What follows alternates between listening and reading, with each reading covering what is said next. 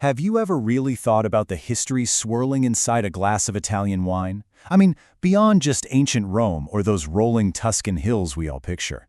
The real story, it turns out, is so much older and a whole lot more mysterious.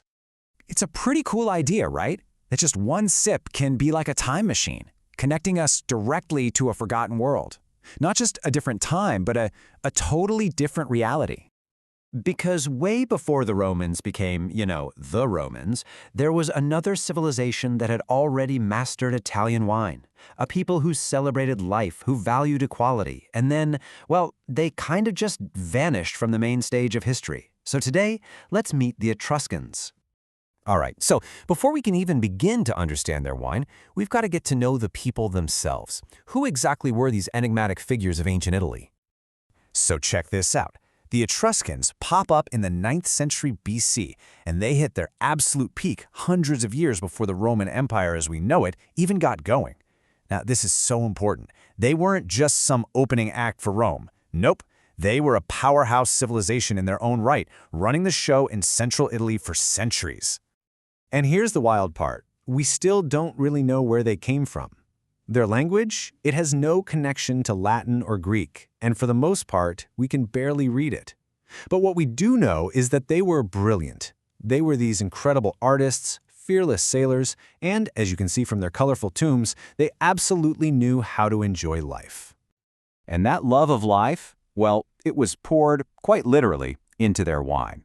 For the Etruscans, this stuff wasn't just a drink.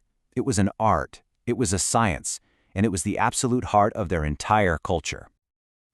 Their process was incredibly advanced for the time. This wasn't just stomping on grapes in a random bucket. No. They were using trellises to get better sunlight on the grapes, a technique we still use today.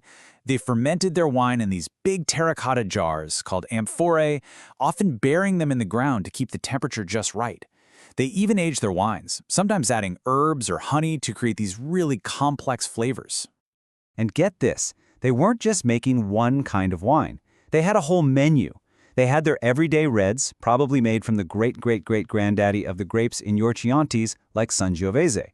They made whites, and they even had a special sweet wine called possum, made from dried grapes. That was a total luxury.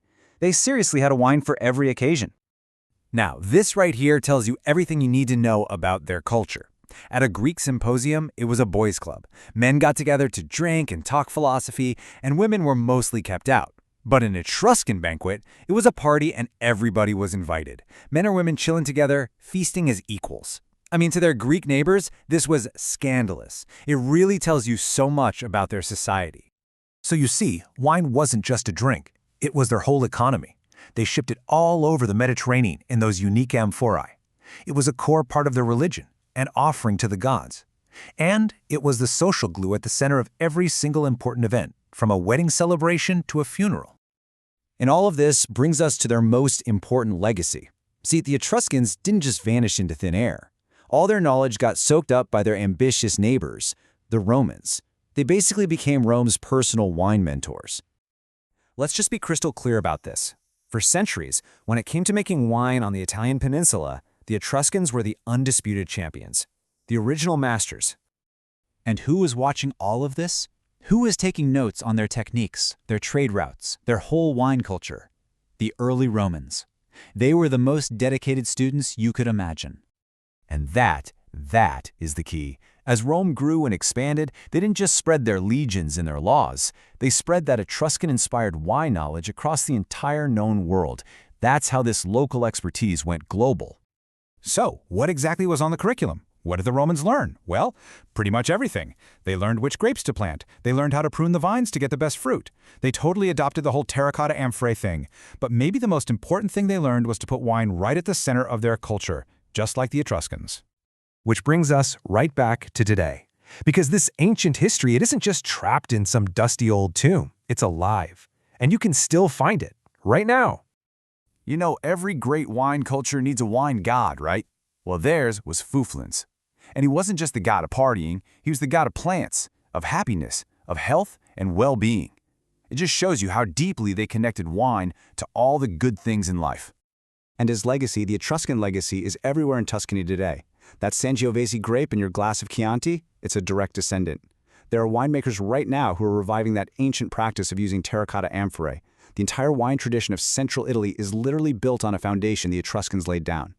So, the next time you open a bottle of Italian red, just pause for a second. We might have lost their language, lost their words, but their passion, their skill, their absolute celebration of life, that's still in there. You just have to know how to listen, and of course, how to taste.